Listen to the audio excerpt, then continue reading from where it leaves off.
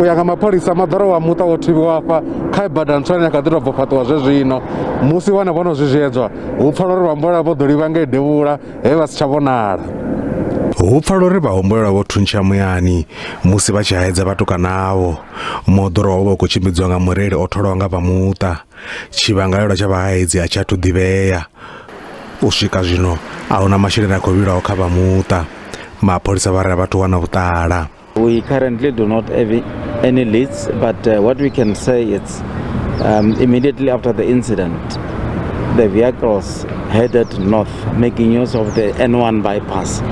And apparently at the intersection of the N1 and R71, one of the vehicles turned left into the city, the one that went on to drop the cell phones at the Flora Park. But the one that was carrying the kids, the Mercedes-Benz, proceeded straight north towards R81. Voramabindu vapo va khou shumisana na mapholisa u wana vhana avo.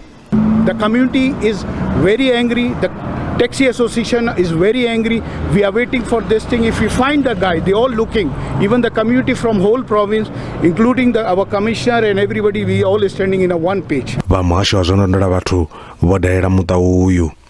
Nga heyi nyimelo and ma social worker ashu o thoma nga u phasa psychosocial support ngauri hava vhathu vha muṱa vha khou ṱoḓa heyi service ya psychosocial support uri vha kone u kondelela tshisedza kha heyi nyimelo vho feisana nayo. Vha muṱa wa muti vho humbela u ṋewa tshifhinga tsha u dzeula zwo vha welaho. Lutendo Bobori, SABC News, Polokwane.